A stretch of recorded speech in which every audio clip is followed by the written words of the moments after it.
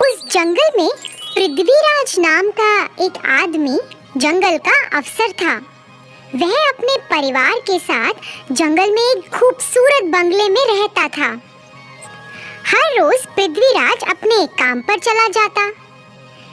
पृथ्वीराज की पत्नी पायल एक खेल क्षेत्र चलाती थी। वह उस खेल क्षेत्र में 3 घंटा काम करती थी। एक बेटा था अर्जुन। वह हर दिन स्कूल जाता था और फिर स्कूल के बाद घर वापस आकर वो भी बाकी बच्चों के साथ खेल क्षेत्र में खेलता था। खेल क्षेत्र के पीछे पृथ्वी और पायल ने एक छोटा सा खूबसूरत लकड़ी का घर पेड़ पर बनाया। वह उसे अर्जुन को उसके 9वें जन्मदिन पर उपहार के रूप में देना चाहते थे। उन्होंने उस घर में खूब सारे खिलौने रखे। फिर जैसे ही एक दिन अर्जुन अपने स्कूल से घर आया, उसके माता पिता ने उसकी आंखों पर पट्टी बांध दी और उसे उस पेड़ के पास ले गए।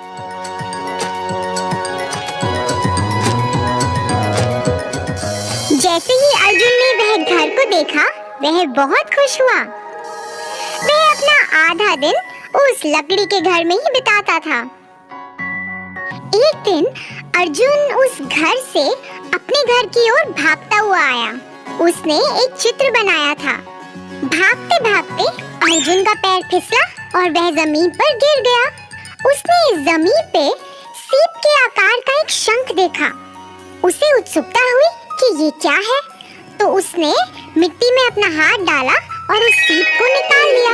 जब उसने उसे खोला तो उसमें 2 चमकीले सुनहरे रंग के अंडे थे।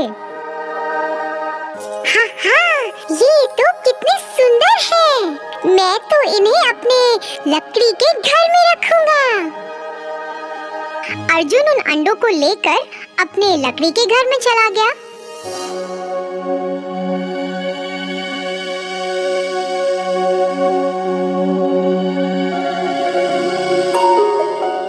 उनके साथ खेलने लगा।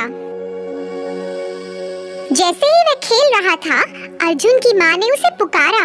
अर्जुन घबरा गया कि कहीं उसकी माँ को पता ना चल जाए और वो उसे डांटे ना। उसने फटाफट से उन अंडों को एक कपड़े के अंदर छुपा दिया और वहाँ से नीचे चला गया।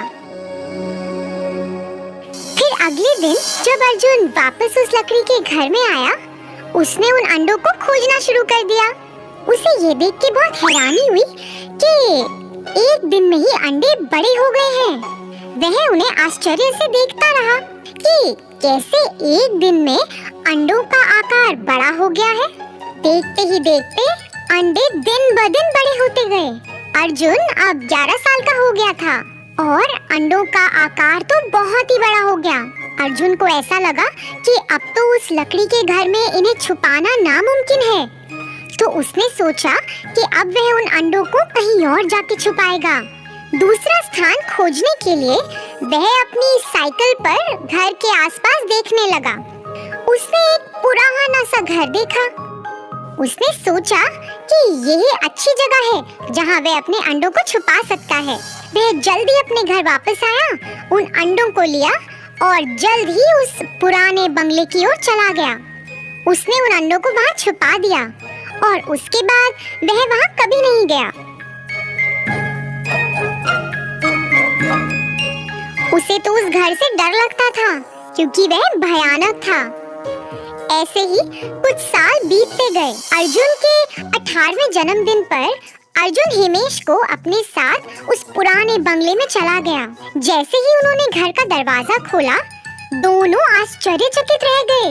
अंडे तो उनसे भी बड़े हो गए। ये क्या था?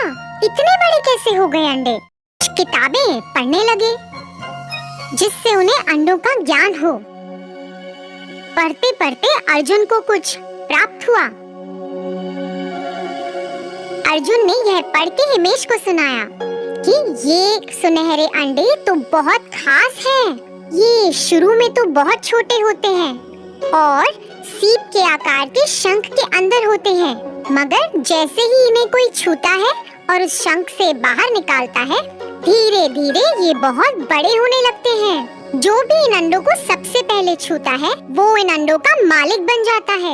ये जादुई अंडे हैं। इन अंडों में इतनी ताकत है कि ये किसी को भी दूसरी दुनिया में लेकर जा सकते हैं। ऐसा करने के लिए अंडों के मालिक को अपनी पहली उंगली अंडों पर रखनी है। एक बार में सिर्फ 2 लोग ही जा सकते हैं। ऐसा करने के लिए जैसे ही वह उस अंडे के अंदर जाएंगे, वह अपनी इच्छा प्रकट कर सकते हैं और अंडे उनकी इच्छा कबूल कर लेंगे। अरे वाह, ये तो कितनी अच्छी बात है। अर्जुन और हिमेश वापस उस पुराने घर में गए। अर्जुन ने अपनी पहली उंगली अंडे पर रखी। जैसे ही उसने ऐसा किया, अंडे खुल गए। दोनों एक एक अंडे के अंदर शामिल हो गए। हमें अंतरिक्ष में ले जाओ। जैसे ही उन्होंने ऐसा कहा, दोनों अंतरिक्ष में पहुंच गए और उड़ने लगे। दोनों ने बहुत मजा उठाया और फिर वापस अंडे में आ गए। उस दिन से दोनों अलग-अलग जगहों पे जाते थे।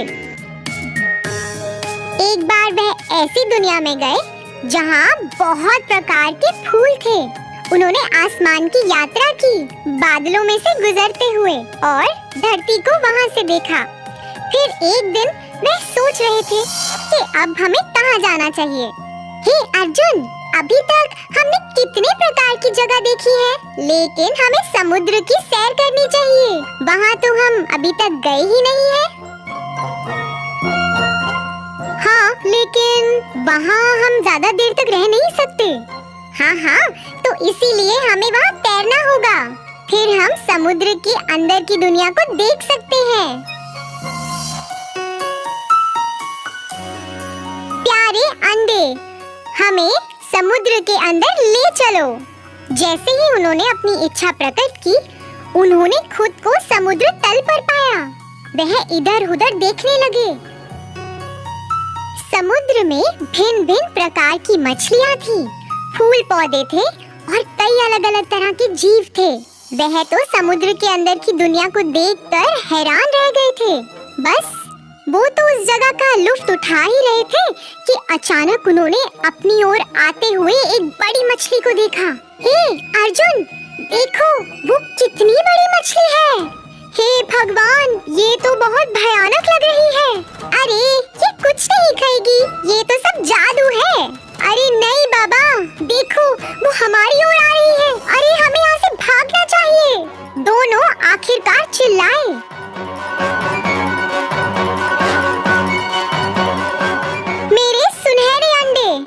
मुझे यहाँ से वापस ले चलो।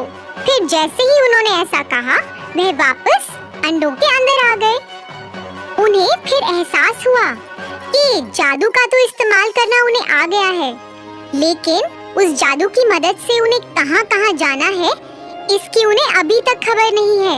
उन्होंने कभी ऐसा सोचा ही नहीं था कि ऐसी भयानक घटना भी उनके साथ घट सकती है। दोनों ने ये तय किया कि अब वह उस जादू का इस्तेमाल नहीं करेंगे। उन्होंने उन सुनहरे अंडों को बड़े से कपड़े से ढक दिया।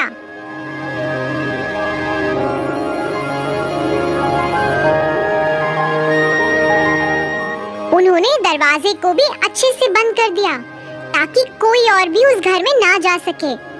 इसके बाद वह दोनों उस घर में मुड़कर कभी वापस नहीं लौटे। तो बच्चों, इस कहानी से हमें ये सीख मिलती है कि हमें अपनी सीमा से बाहर जाकर कुछ भी नहीं करना चाहिए, नहीं तो हमें मुसीबतों का सामना करना पड़ सकता है।